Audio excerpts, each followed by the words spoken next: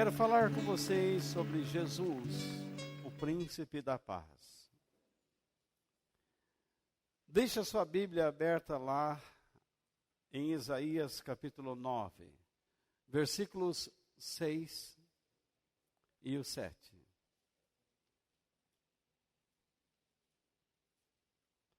Nós ainda estamos no espírito do Natal, não é mesmo? Embora este ano se aproxime do seu final,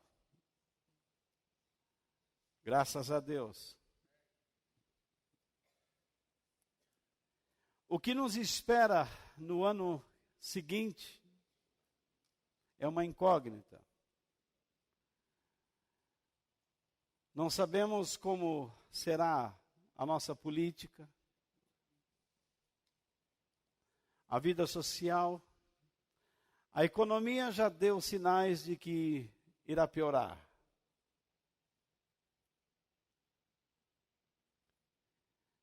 Mas no cômputo geral,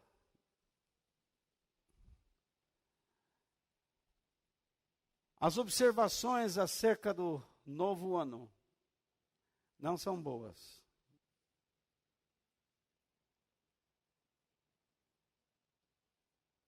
Mas as observações dos homens acerca do futuro, não sendo boas, não diferem em nada das que Jesus nos deu em Mateus capítulo 24.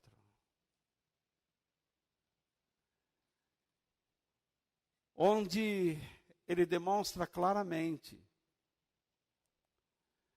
que antes da sua volta, o mundo estaria sob um verdadeiro rebuliço, um caos. E a este caos, não só econômico, social, político, mas também religioso,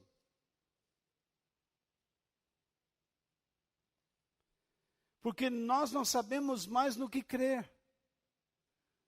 O cristianismo já não tem mais linhas definidas.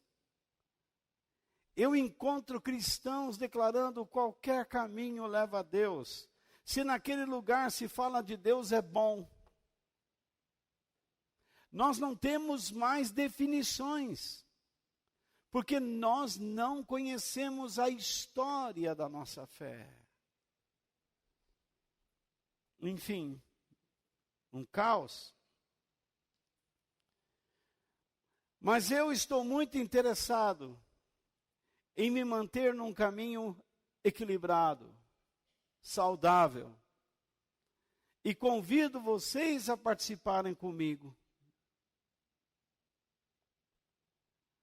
Quando nós lermos Isaías 9, ele irá nos dizer que Jesus é o príncipe da paz. Esse título a Jesus significa o quê? O seu trabalho, o seu ministério de reconciliação.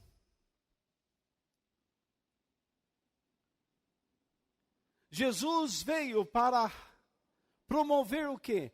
A paz entre Deus e os homens.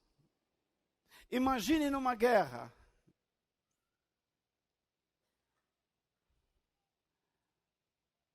Os japoneses, na Segunda Guerra Mundial, estavam muito fortes.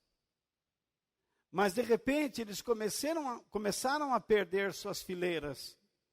E mesmo assim estavam resistindo bravamente. De repente, 2 bombas atômicas são lançadas sobre seu território. Uma sobre Hiroshima e outra em Nagasaki. Mas havia sido proposto a eles que parassem, que fizessem um acordo. Mas eles não aceitaram. Então houve uma demonstração de força.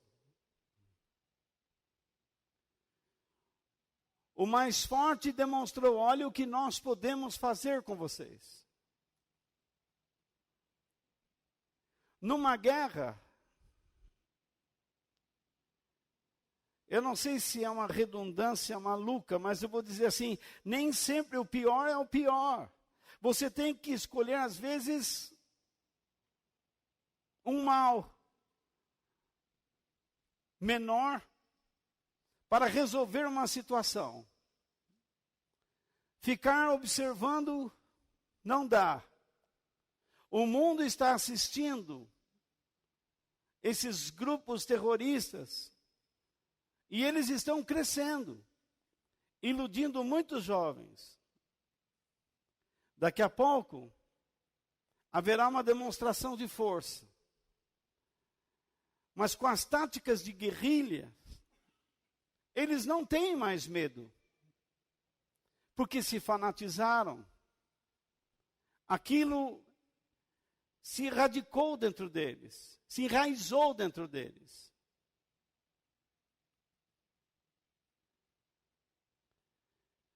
Jesus não veio enfiar o evangelho goela abaixo. Ele não veio aqui trazer uma demonstração de força do céu para destruir o ser humano. Mas ele está avisando que nós paremos com determinadas atitudes. Que nós observemos a nossa condição espiritual. Se nos assemelhamos aos filhos de Deus ou aos pagãos.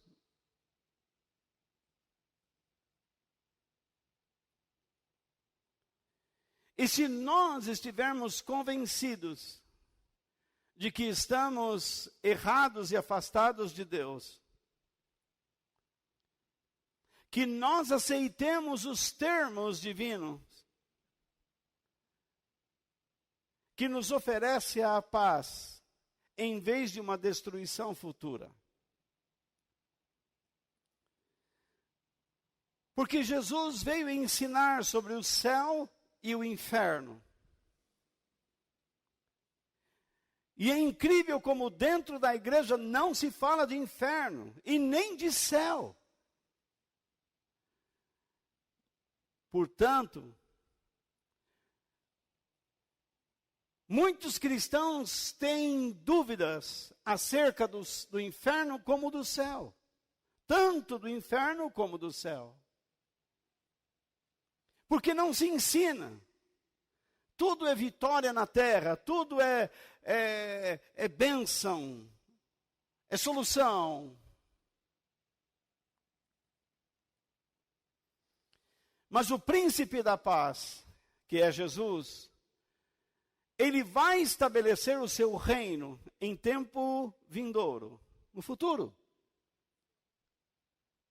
Onde ele vai reinar por 1000 anos sobre a terra. Sobre nações pagãs. E aqueles que perseveraram com ele nesta vida, em nosso tempo, desde sua morte e ressurreição, irão reinar com ele. Eu não sei como será isso. Mas a Bíblia diz que nós vamos reinar com ele.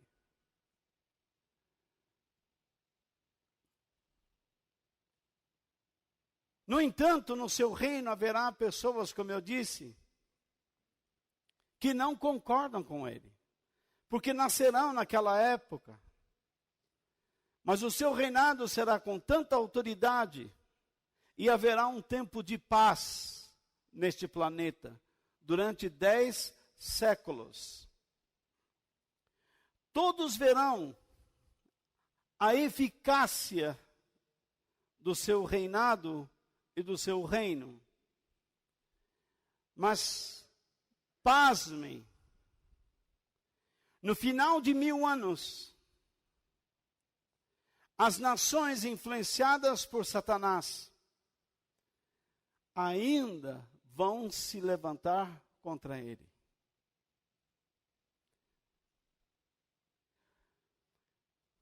mesmo vivendo debaixo da sua bondade e justiça, as nações vão se levantar contra Jesus, pensando que podem derrotá-lo. Mas a Bíblia diz que Deus o fez Senhor, e todo joelho se dobrará, e toda língua confessará que Ele é o Senhor.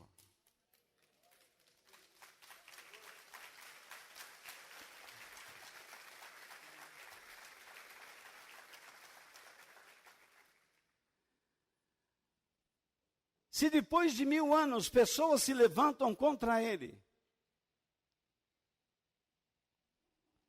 nós temos visto, até mesmo dentro da igreja, pessoas se levantando contra ele.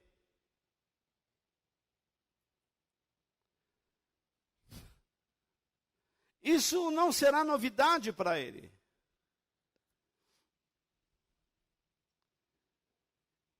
E como nós nos levantamos contra ele?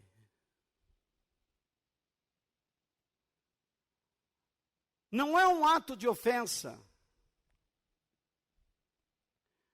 Não é um ato de guerra. Mas nós nos levantamos contra Jesus, praticando a rebeldia, a incredulidade, praticando a preocupação, ansiedade. E quando nós não sabemos lidar com as críticas de terceiros, e permitimos que a depressão tome conta de nossas mentes, a nossa fé deve ser radiante. Não para que nos tornemos como pipocas que vivem pulando, sem sentido, sem razão. Só pula quando tem fogo no rabo.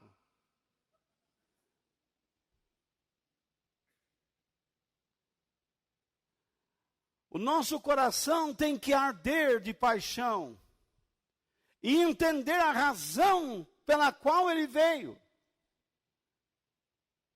E também pela qual nos escolheu. Nos escolheu para sermos dele, por algum propósito muito especial e muito elevado. Em Isaías capítulo 9, versículos 6 e 7.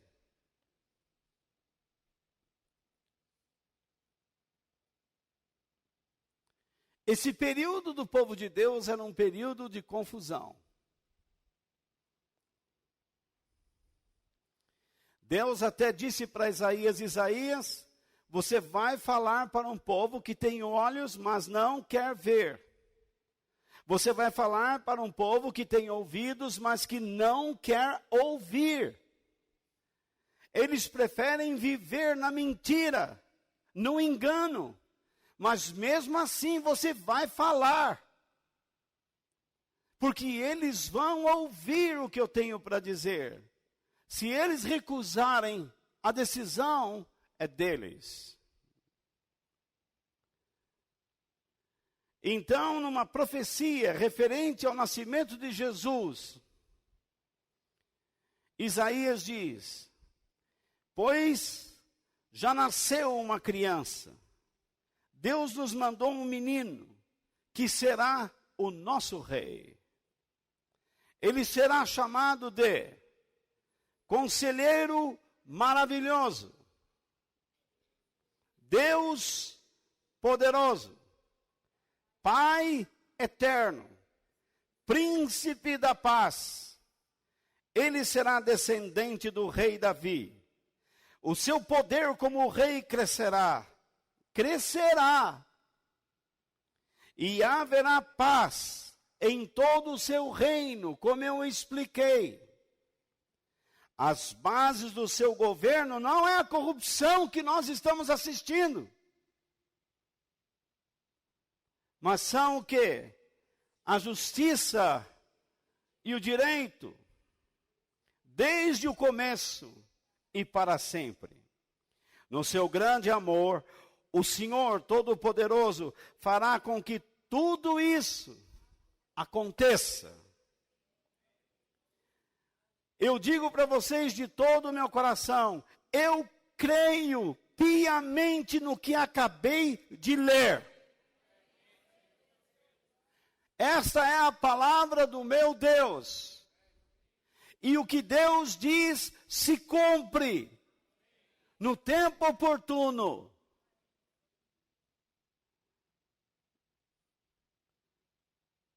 Você repare que Jesus aqui é reconhecido como Deus. Por quê? Ele é o Deus poderoso. Ele é o Pai eterno. Mas também ele é nomeado como um ministro divino sobre a terra, sendo o conselheiro maravilhoso e príncipe da paz.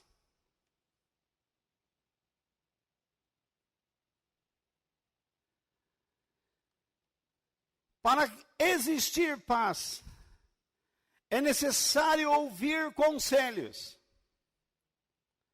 E ele trouxe os conselhos de Deus que são maravilhosos. Isaías vivia num mundo conturbado. E quando Jesus veio, ele também viveu em um mundo conturbado. Era um mundo de guerra, pobreza, e a insegurança era normal.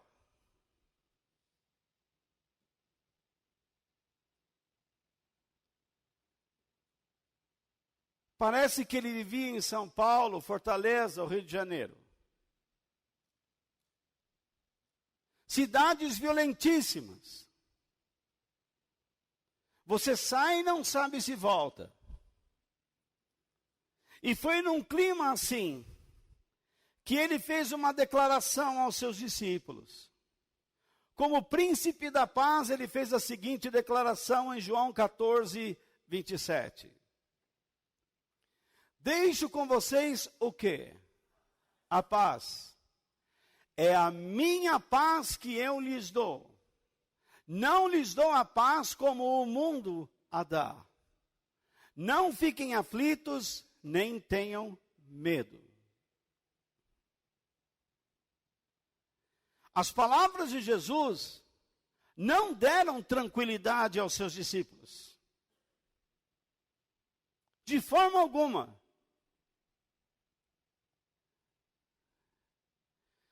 Porque para eles não existia nenhum sentido. Como é que você pode entrar numa igreja e alguém dizer assim, você vai ter uma vida de paz? Não faz sentido.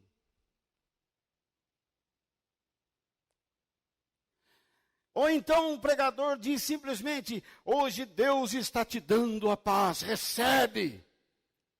Não tem sentido. Há pessoas que saem de uma reunião e dizem assim, eu estou saindo com uma paz leve.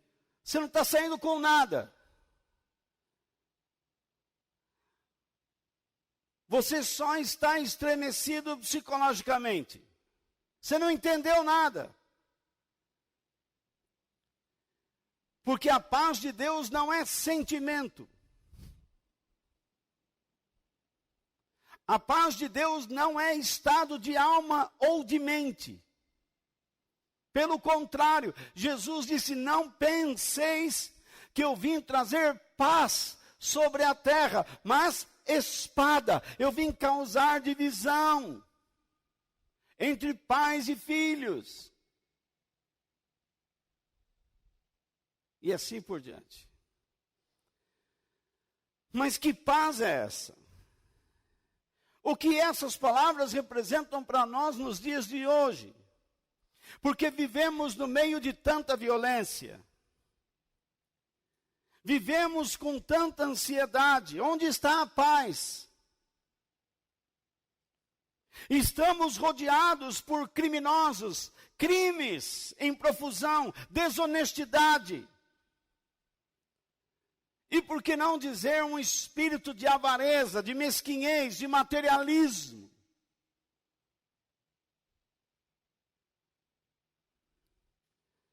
Todo mundo quer ficar rico. E se for possível entrar numa igreja para pedir oração para ficar rico, eu vou.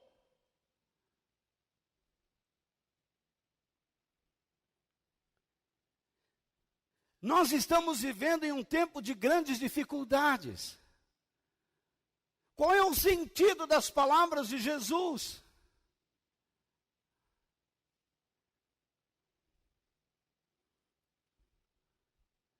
Que tipo de paz pode ser maior do que as dificuldades que enfrentamos, as desonestidades na vida a desonestidade na vida dos homens, o materialismo, a avareza, a violência e a ansiedade que nos aflige? Que tipo de paz é esta que pode lutar contra a depressão, a angústia da alma?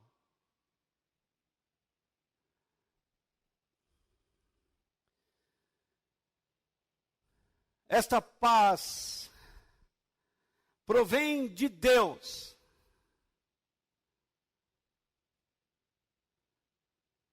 Quando nós paramos de lutar contra Ele e nos rendemos a Ele, então,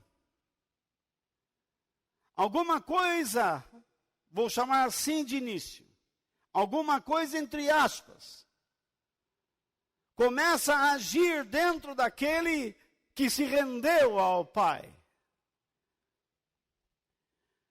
Então, a primeira coisa, uma verdade que nós precisamos acreditar: Jesus ofereceu a si mesmo. Não foi a todo mundo, mas a aqueles que creram nele, que creem nele, a fim de que tivessem paz com Deus e se tornassem amigos dele. Porque não adianta você dizer, eu tenho paz com fulano, mas no fundo você é um inimigo. Lembra o que eu falei do milênio, quando Jesus vai reinar sobre a terra? Depois de 1000 anos, as nações ainda vão se alvoroçar contra Jesus. Eles experimentaram a paz, viveram debaixo do acordo de Deus, com um espírito de rebeldia, preocupação, de incredulidade e crítica.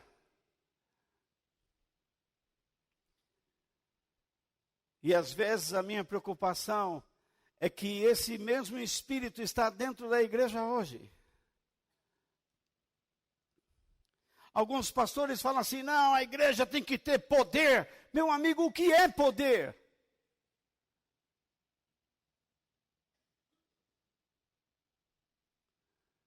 O culto hoje vai ser maravilhoso, porque Jesus vai derramar do seu poder. Derramar do seu poder. Quando vocês saem fazendo todo tipo de imoralidade, vocês fofocam, vocês criticam todo mundo, vocês continuam sendo maldosos, esse poder não está solucionando os seus problemas. E você, pastor, só quer ver a igreja cheia. Você não está preocupado em falar a verdade para as pessoas, em aconselhar no Senhor. Você só visa números. Se está cheio, você está contente. Se falta alguém, você desaba. Porque você é uma pessoa insegura em Deus.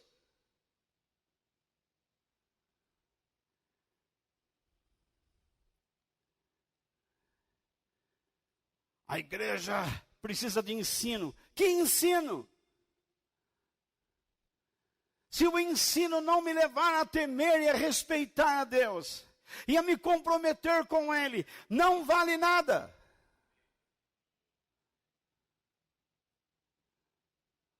A nossa igreja é de oração. Que oração? Vocês só pedem para vitórias nesta terra. Vocês não intercedem por pessoas, vocês não têm mais paixão por ninguém. Vocês não conseguem visualizar o fogo do inferno queimando os seus pés e destruindo aqueles que estão longe de Deus.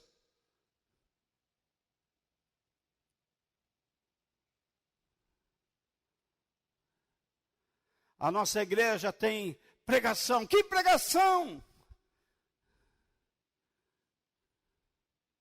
Um pastor com a capacidade de oratória, mas sem um coração queimando, ardendo. Sem a chama do Espírito Santo queimando a sua alma. O povo em nossa igreja é fiel. Que fiel? Em assistir reuniões. Todos os domingos eles estão lá, mas eles não querem ser igreja. Eles não investem, eles não dão a Deus o que é de Deus. São incrédulos, rebeldes.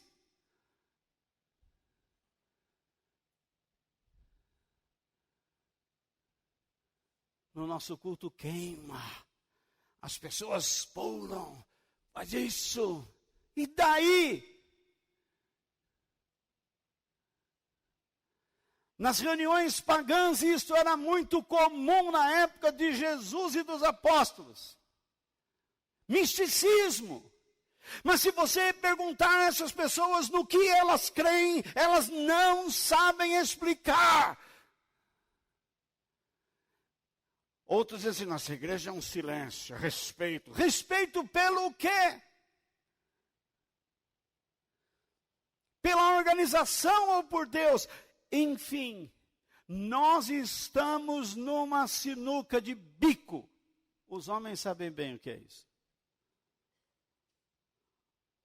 A bola entrou na sinuquinha, mas não caiu na caçapa.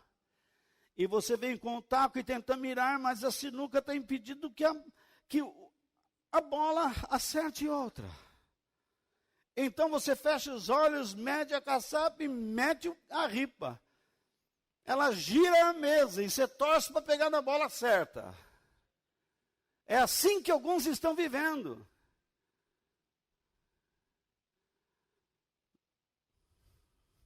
Torcendo para que estejam certos. Porque eles não sabem se estão. Qualquer pessoa que aparece falando a eles de Deus, eles correm atrás. Se aparecer alguém dizendo assim, não, Deus vai me dar força, então eu quero isso.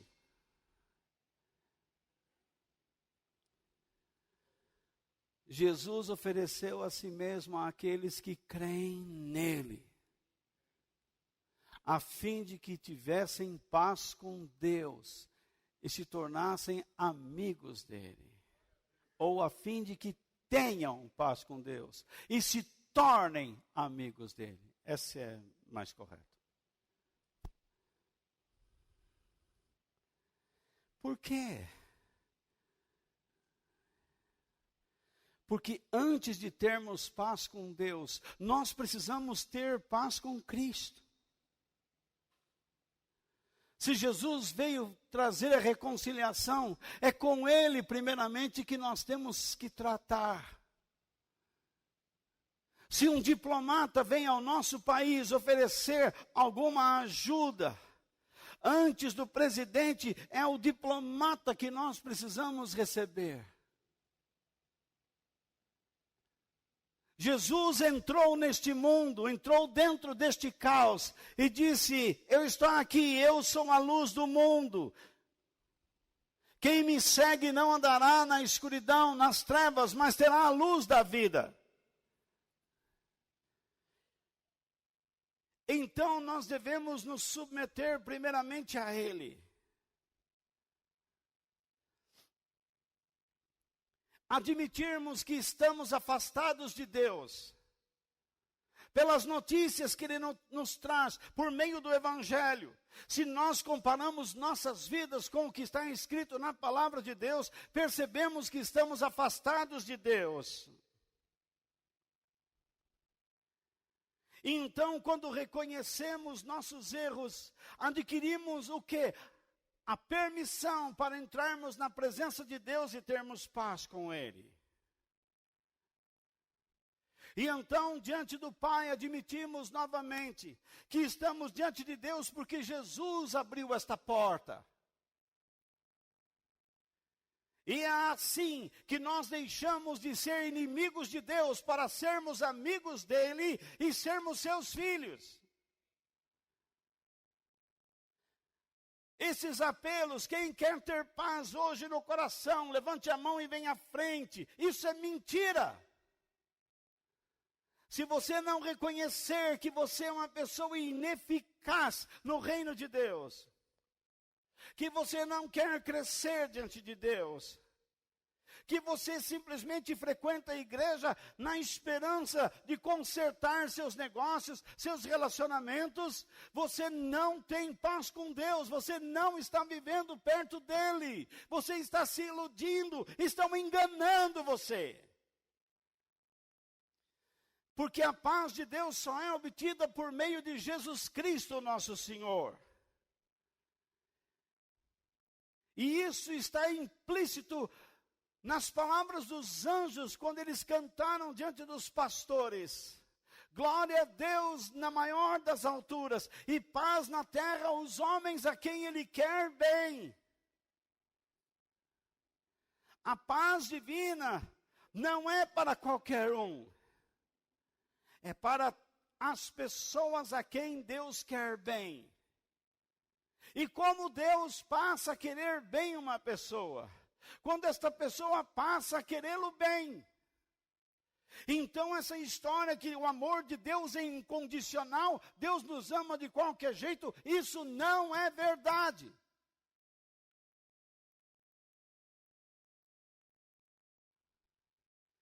Porque o próprio Deus diz, eu não vou abençoar quem anda no erro. Isto não é incondicionalidade. Isto é condição. Se o meu povo que se chama pelo meu nome se humilhar e orar, buscar a minha face, se arrepender dos seus pecados, eu ouvirei dos céus, perdoarei os seus pecados e sararei a sua terra. O que é isso? Condição.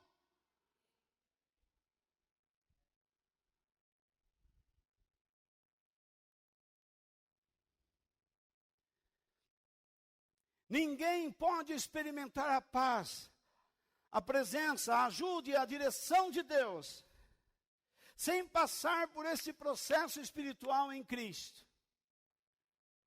Não basta simplesmente acreditar que Deus existe. É necessário que nos acheguemos a Ele somente por meio de Jesus, que disse, eu sou o caminho, a verdade e a vida. Ninguém vem ao Pai, senão por mim.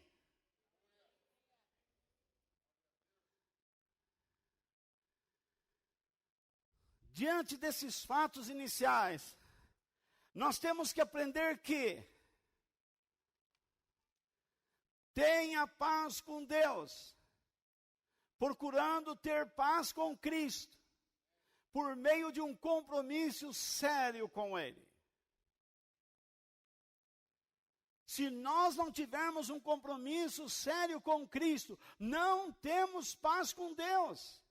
E quem não tem paz com Deus, não tem sua bênção, não tem sua presença, sua ajuda, sua direção, sua proteção.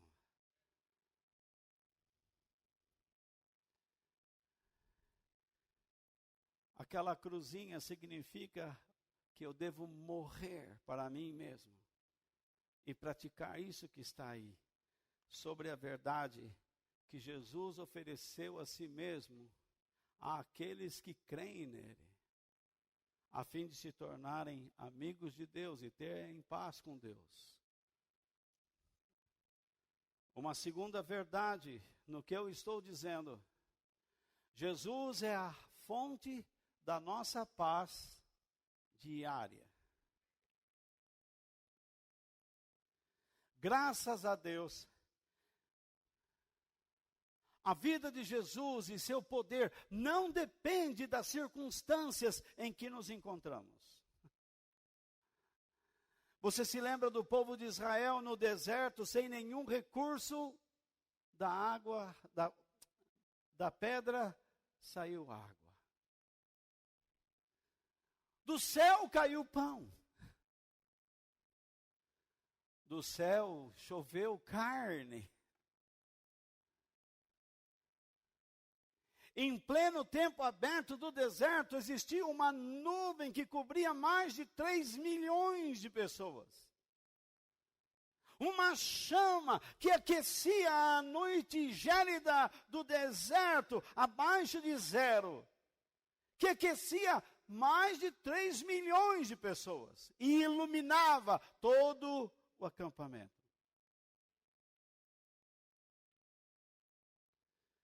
Você já recebeu um milagre na sua vida, quando você não tinha mais nenhum recurso. E Deus resolveu agir e abençoou você, curando, fazendo um milagre, abrindo portas. Ele não precisa de recursos humanos. Quando Deus quer agir, Ele age. Agindo eu, quem impedirá?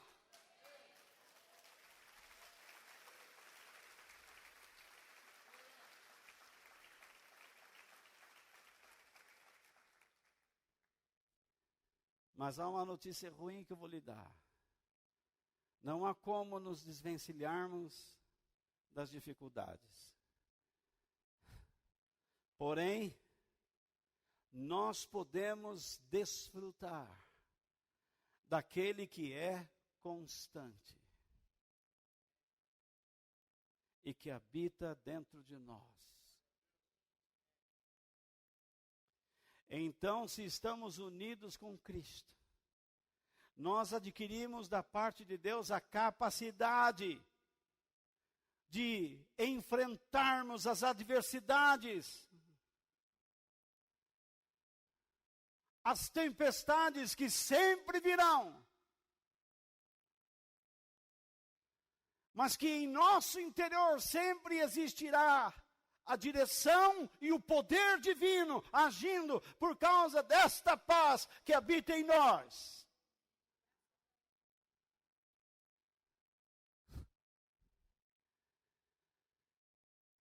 Certa vez os discípulos estavam atravessando o mar da Galileia. E repentinamente, o tempo virou. As ondas batiam para dentro do barco. E Jesus dormia.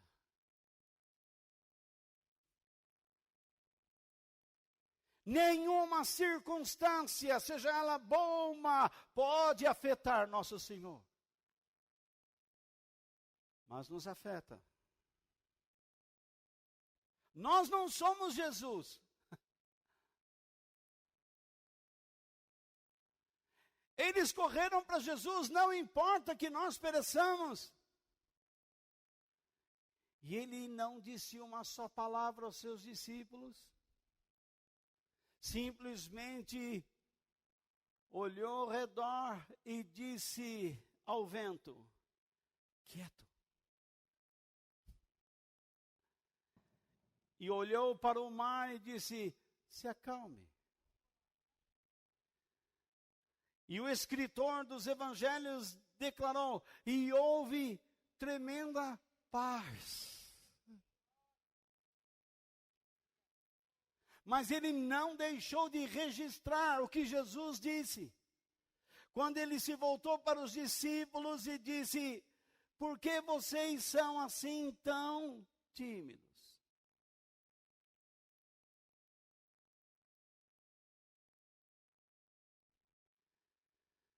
Porque ele deu essa declaração?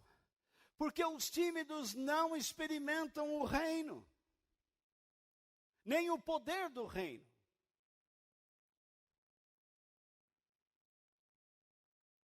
Se você diz, mas eu não sei, eu tenho medo, é bom você parar com isso e começar a aprender, porque Deus chamou você para que você seja usado por Ele, não importa a sua idade. Se você está numa cadeira de rodas, se você está com marca-passo, se você está com bengala, se você está com o joelho ruim, com o pé ruim, com a cabeça torcida, com o estômago destroncado, não importa. Deus quer usar você.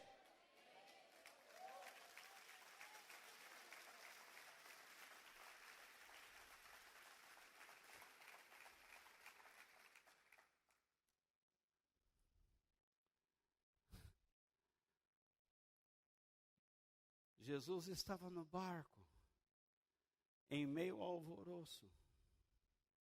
Ele está em nossas vidas, em meio ao alvoroço. Mas em vez de recorrermos a Ele, recorremos a pastores, missionários, que parecem que têm uma oração maior do que as suas palavras. E que depois mandam um envelope para você, com 15 contas bancárias. Obrigado.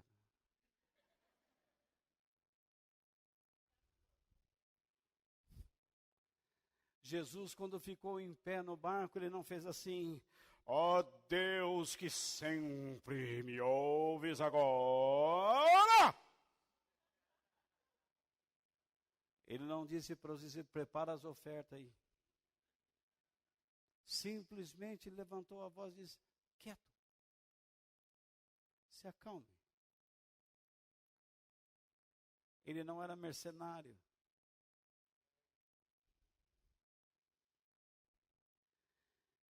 E depois do milagre, ele não pediu para Jesus, para os discípulos: agora vamos pular, vamos lá, oh glória, festa, olha o milagre. Não, porque vocês são tímidos.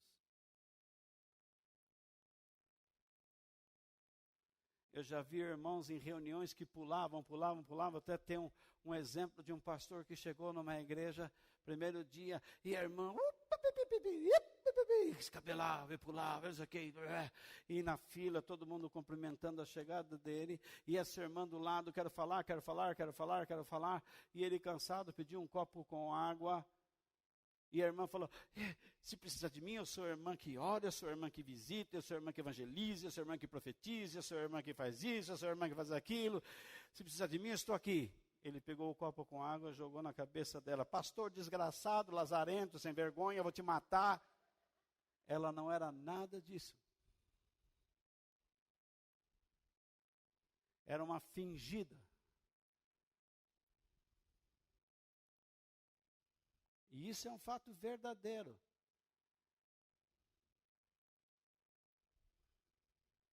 Ele precisou ter coragem. Mas ele disse que sentiu na hora, Deus falando com ele: joga a água na cabeça dela. Vou mostrar quem é. Era um demônio. E muitas pessoas vivem assim. Mas enfim, cada vez que nós enfrentarmos algum tipo de dificuldade, nós podemos contar com duas verdades que estão na Bíblia. A primeira delas está em Romanos 8, 28. Pois sabemos, não está dizendo quem sabe. Ele está dizendo: sabemos que todas as coisas trabalham juntas para o quê? Para o bem. Daqueles que amam a Deus. Daqueles a quem Ele chamou de acordo com o seu plano. O que Ele está dizendo aí? Ele está dizendo que todo aquele que vive se ajustando ao plano de Deus, aquele que quer viver de modo comprometido com o plano de Deus, sabe que foi chamado por Deus. E sabe também que Deus permitirá situações na sua vida, a fim de que ele seja preparado e edificado para toda boa obra, ou seja, que ele aprenda a fazer ainda mais, cada dia mais, a vontade de Deus. É isto que ele quer dizer. A segunda verdade está nos Salmos. No Salmo 103, versículo 19.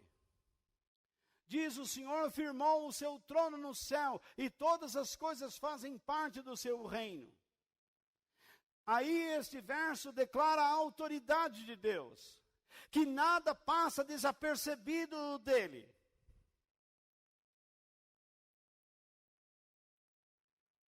Alguns cristãos dizem assim, porque Satanás está solto. Satanás está solto porque Deus quer. Mas a igreja também está solta. E quem sabe disso? Satanás deveria saber que nós estamos libertos por Deus e vivemos debaixo do poder do Espírito Santo. E se ele está solto enganando pessoas, nós estamos soltos para dizer a elas a verdade e libertá-las dele.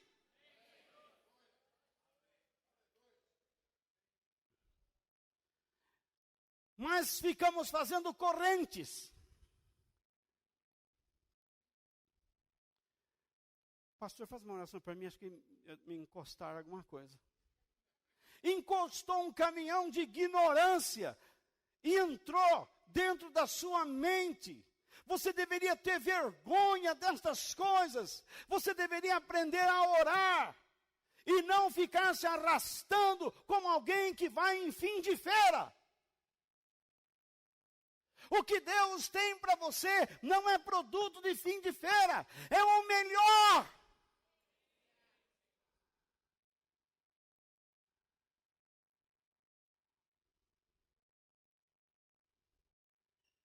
Essas orações do monte que não funcionam. Vivem a vida inteira fazendo jejuns e orações e não ganham uma alma. Não sabem falar de Jesus para as pessoas. Pelo contrário, elas conseguem irritar todo mundo no escritório, ao ponto de dizer, lá vem a crente, ó, não vamos falar com esse bicho não.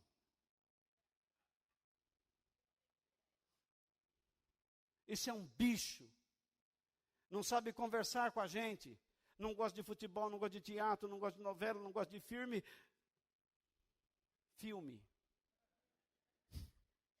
Não gosta de nada. Mas gosta de motel.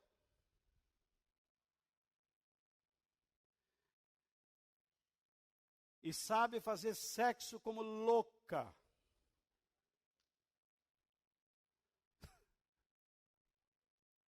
Vamos parar, né?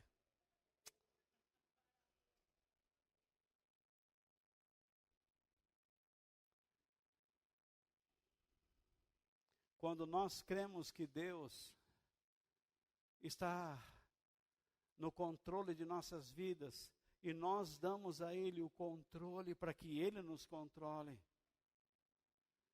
Quando nós sabemos que Ele é a autoridade máxima no céu e na terra, não foram as palavras estas de Jesus, todo o poder me foi dado no céu e na terra. Então Ele disse, vão.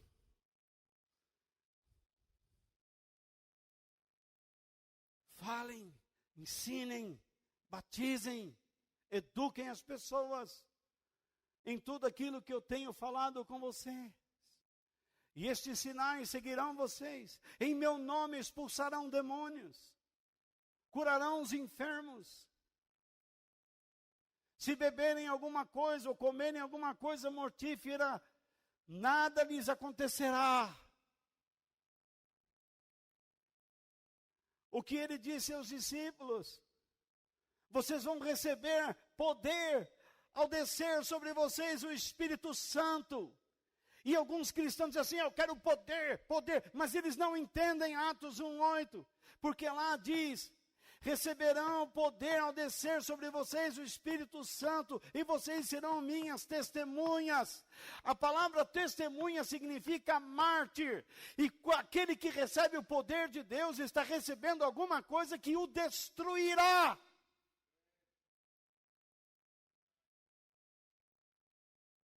O poder de Deus em nossas vidas não é para nos encantar, mas é para nos destruir, é para acabar com aquela depressão que nós cultivamos, com aquelas panes, aquelas paranoias, com aquelas coisas, com aqueles traumas, as síndromes que ficam dentro de nós. O poder de Deus acaba e queima essas coisas.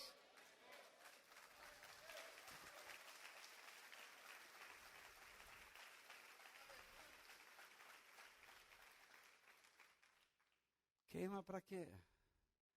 Para que você seja comprometido.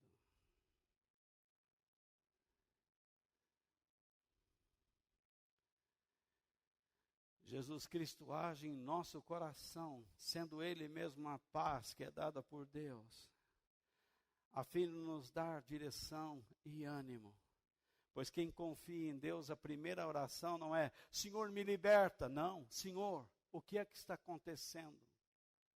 Me ensina a agir no meio desta situação.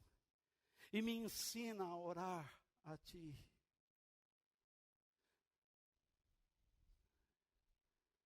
Senhor, eu tomo a liberdade para apresentar ao Senhor alguns desejos do meu coração. E Deus diz, vamos lá. Mas eu já sei que as palavras nem chegaram aos meus lábios, e o Senhor já as conhece. Parece estupidez minha falar sobre elas ao Senhor, mas por favor me escute.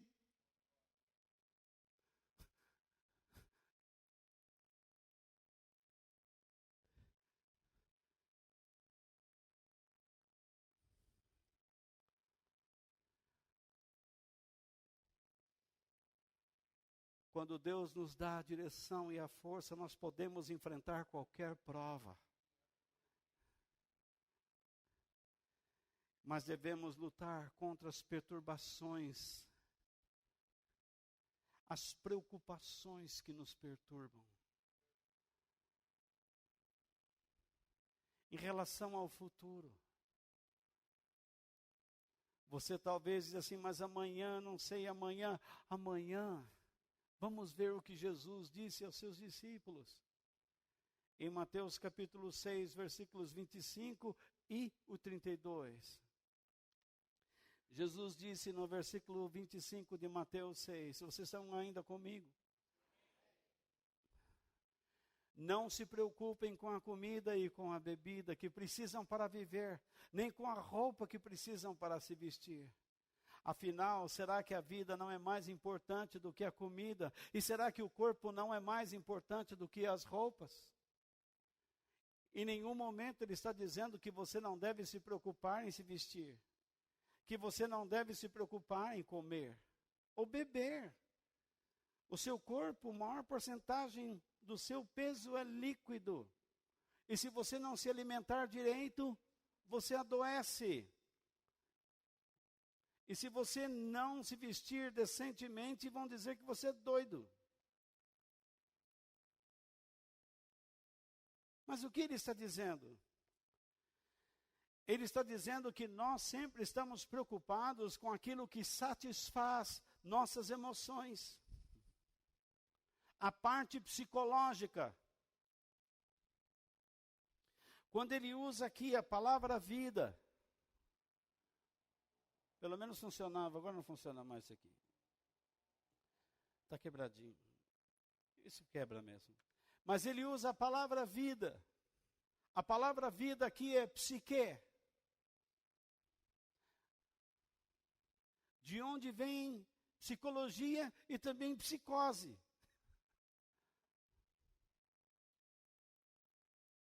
Psique significa alma. E a alma é a parte vital que anima o corpo. Se você alimenta a alma de modo errado, o corpo vai buscar coisas erradas. E essa busca então se torna um hábito. Você é capaz de estar na igreja e buscando coisas erradas. Você é capaz de estar na presença de Deus e quando sai de lá, vai acender fogo estranho. No altar.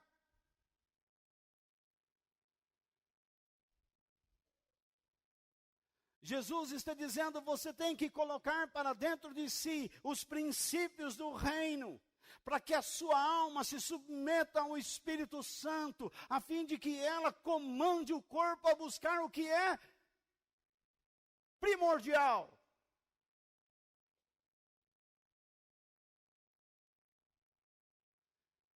Você tem bebida, você tem comida, você tem roupa, mas você não é grato por essas coisas. Quanto mais você tem, mais quer. Isso é um saco sem fundo. Nem generoso você é. Então ele diz que as pessoas que apenas buscam soluções para o seu dia a dia, pessoas que buscam simplesmente coisas para satisfazer sua vida no dia a dia, têm atitude parecida com quem? E ele diz no verso 32, pois os pagãos que estão sempre procurando essas coisas, o Pai de vocês que está no céu, sabe que vocês precisam de tudo isso. Por que nós fazemos reuniões para pedir a Deus que nos dê emprego, que nos dê isso, que nos dê aquilo, se Deus sabe que nós precisamos? Eu não preciso de buscar lugar algum, entrar numa corrente, numa campanha para conseguir mais dinheiro. O que eu preciso é ter uma conduta correta que agrade a Deus. O que eu preciso é submeter a minha alma aos princípios e valores do Espírito Santo, do reino de Deus. E eu tenho certeza que o meu Deus, segundo a sua riqueza em glória, há de suprir cada uma de minhas necessidades em Cristo Jesus.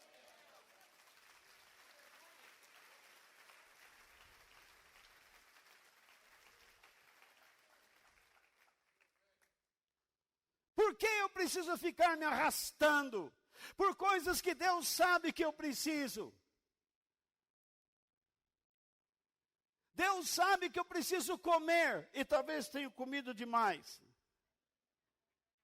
Deus sabe que eu preciso de roupa. Deus sabe que eu preciso de trabalho. Deus sabe que eu preciso ter dignidade, provisões. Mas talvez eu não saiba quem Ele é.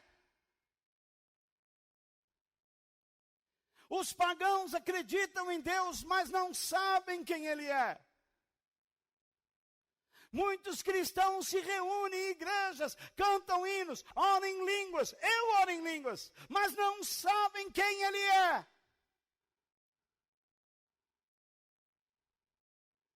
E Jesus foi enfático. O Pai de vocês sabe.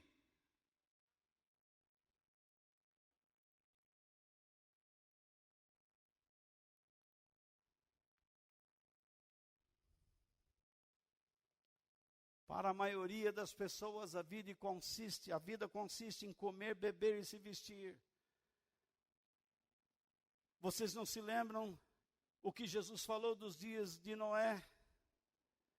As pessoas comiam, bebiam e se davam em casamento, até que Deus determinou, chega. Jesus está voltando. Eu duvido que esses que se dizem cristãos, que se arrastam em correntes, em campanhas, vão se encontrar com o Senhor nos ares. Porque eles estão buscando o que não deveria estar sendo buscado. Eles deveriam estar buscando a face do Deus vivo. E o que é buscar a face do Deus vivo? É buscar conhecer o seu caráter, o seu poder, quem Ele é e o que Ele é capaz de fazer na vida daqueles que o amam. e o respeito. O pagão é assim. Se tudo está trazendo solução para mim, está me dando tranquilidade, alegria, então tá bom. É assim que um pagão frequenta a igreja. Estou aqui nessa igreja, essa igreja não atende mais as minhas necessidades. Mas me falaram de um pastor que está começando ali, falar que a oração dele funciona. Pagão. Você é pagão. Você não entende nada de Bíblia. E vai cometer bobagens. Mesmo aqueles que estão em paz com Deus, precisam constantemente lutar contra as preocupações que invadem suas mentes e almas.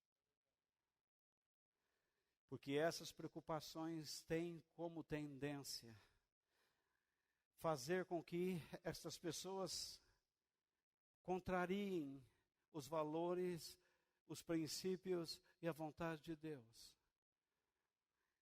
Eu já vi gente dentro da igreja, quando a pessoa começa a confiar no que diz a palavra de Deus, chega aquele emissário que não sei de onde, e diz assim, mas não é bem assim, toma cuidado, hein?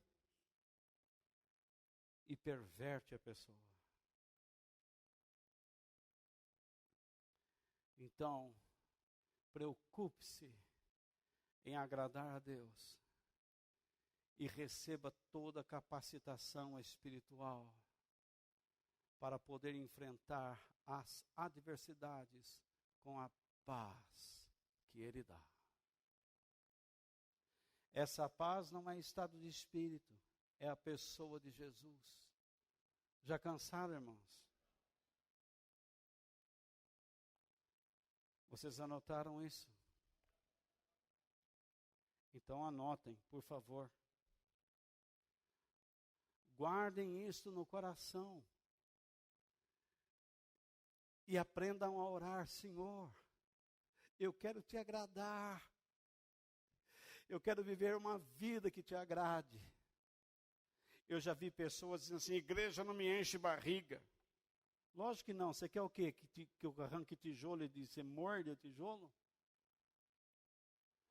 A igreja deveria ensinar você a respeitar a Deus, porque sabe o que está escrito? Deus diz, sou eu quem dá a você força para alcançar riquezas. Em outras palavras, sou eu que estou sustentando você e lhe dando saúde para você conseguir o seu pão para a sua casa. Pois no dia que eu tirar a mão de sobre a sua vida, você vai cair numa cama enfermo e você vai gastar tudo que você conseguiu. Seu tolo. Você se lembra do que Jesus disse? Tolo, inútil, imbecil. Você lutou para ganhar o mundo todo e agora você vai perder a sua alma. Vamos em frente. Quarta verdade. Terceira verdade. Jesus nos oferece uma paz que é diferente da que o mundo dá. A paz que o mundo dá é uma tentativa insuficiente para substituir a paz que Deus nos dá através de Cristo. A paz que o mundo dá geralmente se relaciona ao quê? Dinheiro, fama, posição, posses de bens e sociais, materiais e soluções para os relacionamentos. Você pode olhar as faixas que as igrejas colocam na frente, reunião de libertação, o devorador não vai mais te pegar. O que adianta você dar dinheiro para Deus e continua sendo uma pessoa maldosa? O que adianta você frequentar uma igreja e não ler Bíblia? O que adianta você ficar me olhando que nem uma coruja aí e discordando de tudo que eu falo, e você não cria vergonha na tua cara e não muda. Você continua a mesma porcaria, o mesmo abacaxi para ser descascado. Você incomoda. Porque quando você passa perto, você não desliza, você raspa.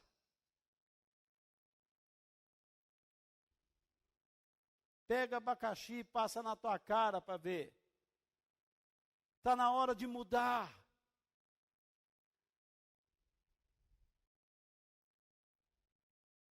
Todas essas coisas que eu falei podem ser perdidas de uma hora para outra.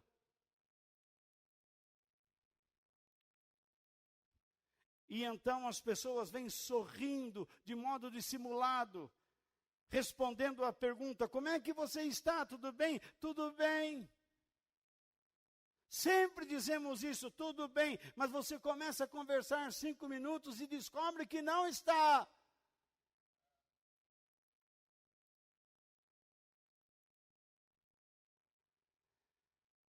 Por que essa pessoa disse tudo bem? Porque ela está insegura. Ela tem medo de ser julgada e rejeitada. Porque o mundo age desta maneira. E a igreja se tornou mundana. Se você entrar numa reunião onde os fervorosos estão orando e pulando e se descabelando, e dizer não me sinto bem, você não tem fé. Então as pessoas dizem, não, eu estou bem, graças a Deus. Deixa eu fazer igual. Não existe nada de verdadeiro, tudo é um mecanismo. Tudo é uma verdadeira repetição. Você está entrando nesta noite, nesse lugar, e vai sair daqui com a palavra de Deus no coração. Deus quer transformar você. Chega de matar o seu tempo. Portanto, tudo que este mundo oferece não lhe dará segurança interior. Por isso, busque e mantenha uma vida de comunhão com Cristo Jesus. Tudo que este mundo pode oferecer a você, romance, amor, filho, ou melhor, escola, porque a vida de um filho vem de Deus. Mas romance não. Paixão não.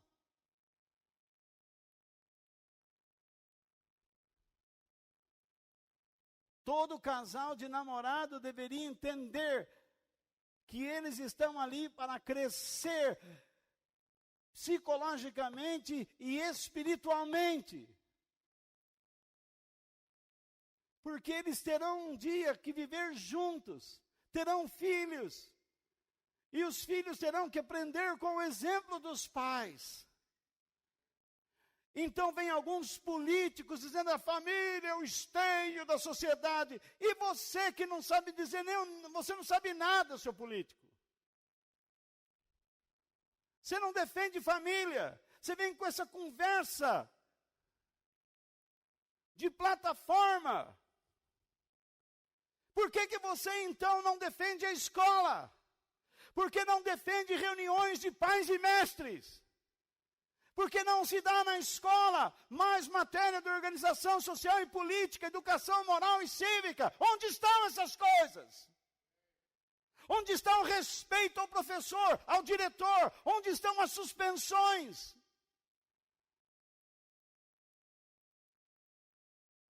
Vá pentear macaco. Vai roubar.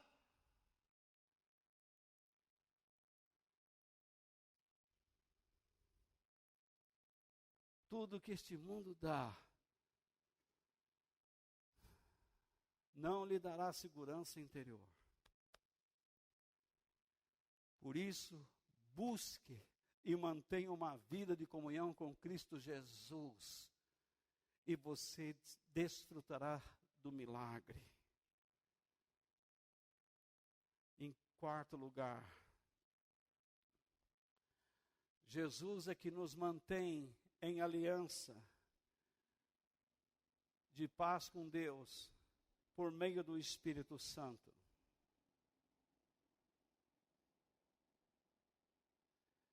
Jesus disse algo muito sério aos seus discípulos em João 16:33.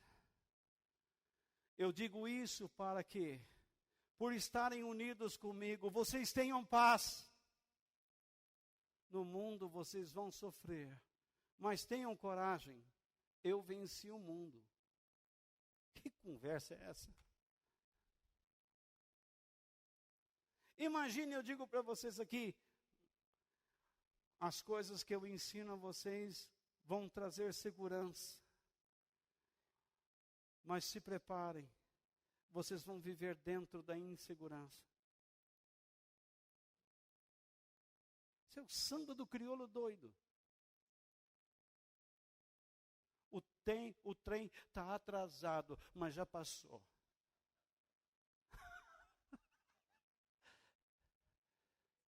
Então, que conversa é essa? Quando você se preocupa em se unir a Cristo e não ficar seguindo coisas tolas, fanatismo, psicologia, filosofia humana, você o tem dentro de si. Ele é a tua paz, que dá direção, proteção, ajuda e toda a força, capacitação do alto. Porque no mundo, não se iluda, quem ama a Deus vai sofrer 2 ou 3 vezes mais. Quando eu era mais novo e alguém invocava comigo, eu não me importava com o tamanho dele. Eu já partia logo para cima, o que é? Mas depois que Jesus entrou na minha vida, eu reconheço que falhei algumas vezes. Principalmente em jogo de futebol. Mas tenho aprendido que o sofrimento que o mundo me acarreta é para fortalecer a minha vida com Deus. As dores que eu sinto, as limitações que eu tenho agora, que eu não tinha quando mais novo, me fortalecem cada vez mais. Porque quando penso que estou fraco, é que estou forte. Por causa da graça de Deus por meio de Cristo, que habita dentro de mim. Então, esta paz que está dentro de mim, me dá coragem para fazer o que deve ser feito. Portanto, busque uma vida cheia do Espírito, para que por meio da paz que Cristo dá, você enfrente as suas adversidades com coragem. Tem gente que quando começa a sofrer, diz, fizeram alguma coisa contra mim. Alô, pastor. Alô, tia Leia. Não estou aguentando mais, tia Leia. Como se alguém pudesse resolver. Ó, fecha os teus olhos. Soprei. Outro dia no rádio, e o pastor estava assim, eu estava na estrada. Irmã, recebeu? Eu recebi. Saiu a dor, irmã? Saiu. Mas saiu mesmo? Sim. Tá vendo, irmão? Teve fé. Amém. como se eu fosse trouxa. Usando uma coitada que também é uma alma penada, aquela lá.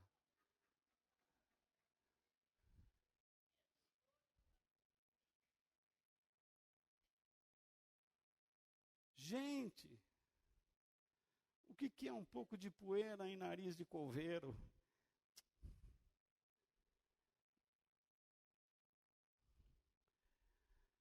Ai, ai, por fim.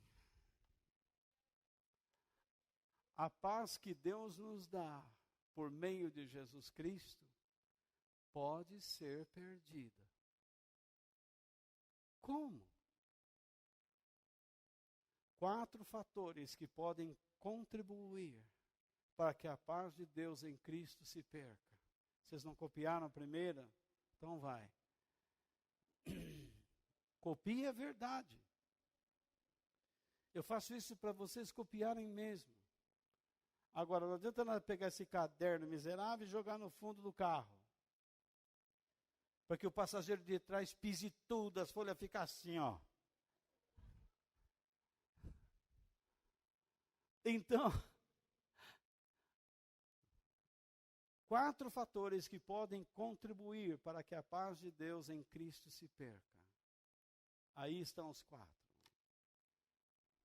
Rebeldia, incredulidade, preocupação, críticas de terceiros. A rebeldia é considerada uma atitude que desagrada tremendamente a Deus. Saul foi punido, rejeitado por Deus, porque era rebelde.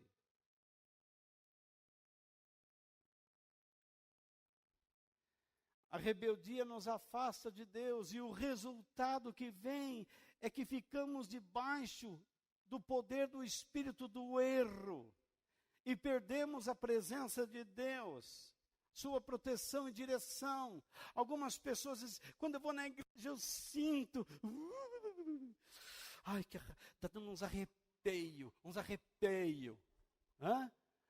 me arrepia, e daí? Eu quero saber o que você está fazendo de edificante no reino de Deus. Como Deus está dirigindo sua vida.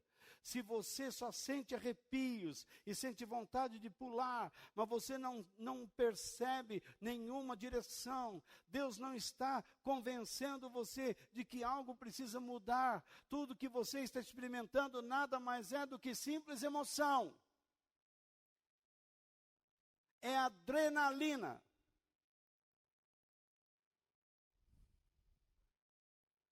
E se você não quer ouvir o que Deus tem para lhe dizer, você está agindo com rebeldia. E uma hora Deus deixa de falar.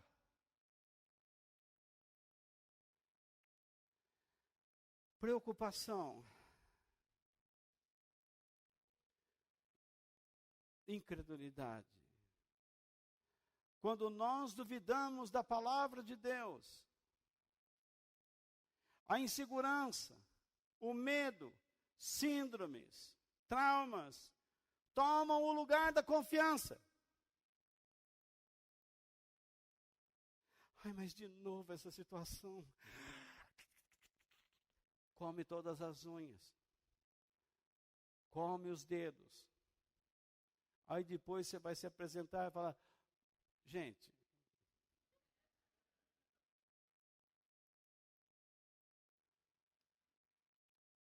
qualquer semelhança é mera coincidência. Mas você fica apavorado, toma conta. Todos nós sentimos isso. Mas nós precisamos saber o outro lado. Nós precisamos focar em Cristo, para que não permitamos que estas coisas nos dominem. E não é a oração, em nome de Jesus eu repreendo o medo. Que bobagem. Desde quando uma oração repreende o medo? Quando Jesus disse assim, eu repreendo o medo. Pelo contrário, ele perguntou, por que vocês são tão medrosos? Por que vocês não têm fé? Foi isso que ele disse. Porque a timidez e o medo ocupou o lugar da fé. Porque eles ficaram olhando. Pedro, acabou, né, João? Acabou, Pedrão. E aí, João?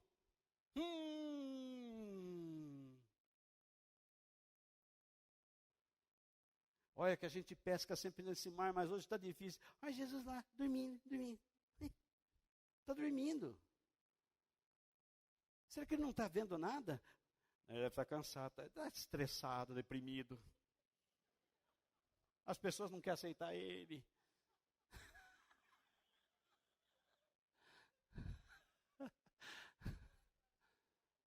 Cada bobagem que a gente tem na igreja, que dá medo, e nós estamos chamando essas coisas de cristianismo. Cria vergonha nessa cara, safado. Jesus nos ensina que nós devemos lutar contra a preocupação do dia de amanhã, porque Deus está no controle, então entregue a Ele o controle da sua vida. Preocupação. Acabei de falar. E críticas de terceiros.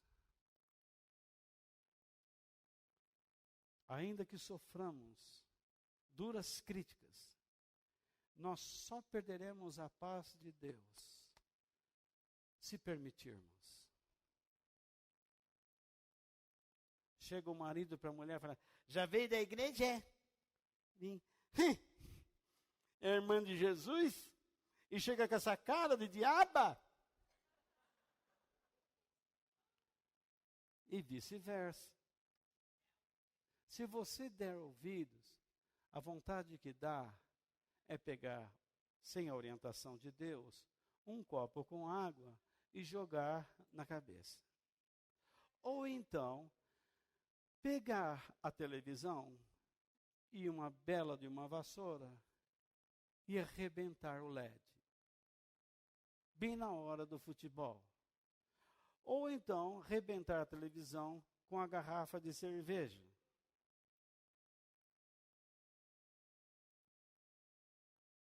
Pegar as notas que estão na carteira e rasgar.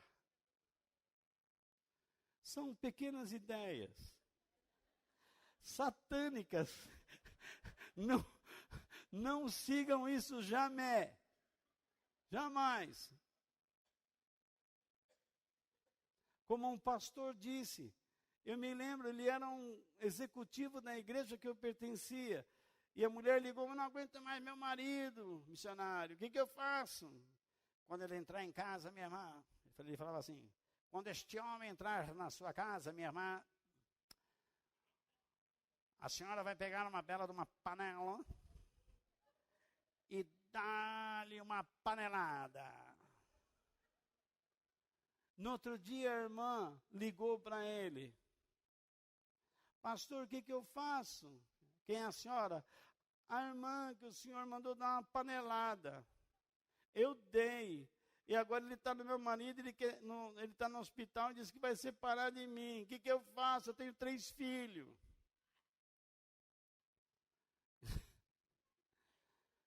Ela devia falar assim: e agora, o senhor vai me sustentar? É assim. Nós temos problemas demais. Nós temos que aprender a lidar com as pressões. E não é fácil. Somente tendo Jesus em nosso coração. E permitindo que a cada dia Ele nos domine cada vez mais. O meu desejo e a minha esperança é que Deus possa abençoar muito a sua vida. E que você aceite o preparo de Deus neste tempo para você. Irmão, não dorme não, senão a Bíblia vai cair da tua mão. Então, o meu desejo é que você aceite o preparo de Deus nesse tempo para você.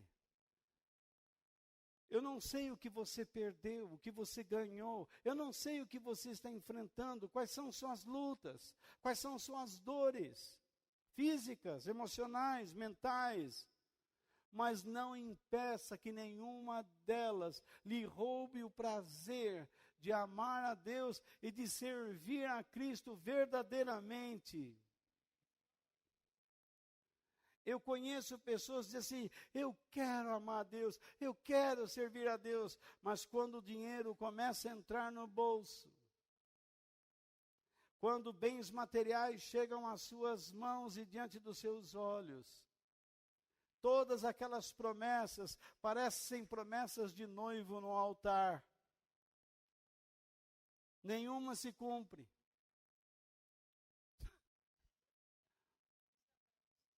E ele fica rodando, mais que prato de micro-ondas. E ele não encontra mais definição da sua vida. Porque alguma coisa roubou o que Deus havia plantado em seu coração. Se nesta noite Deus usou minha vida para falar com você, a minha esperança é que você abra o seu coração. E entenda que a paz de Deus não é um sentimento. Estou em alvoroço, eu preciso da paz de Deus. Muito pelo contrário, quando Deus te dá a paz, você fica mais em alvoroço ainda.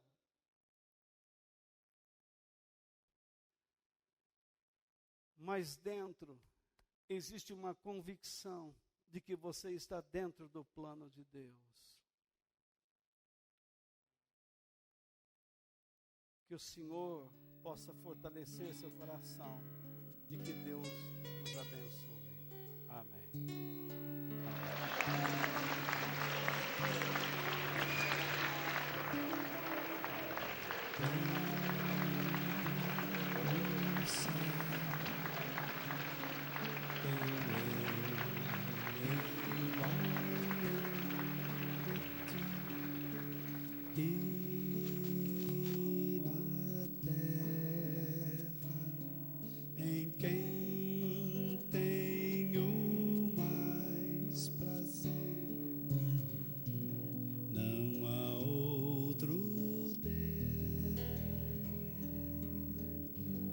Semelhante a ti, Senhor, és a minha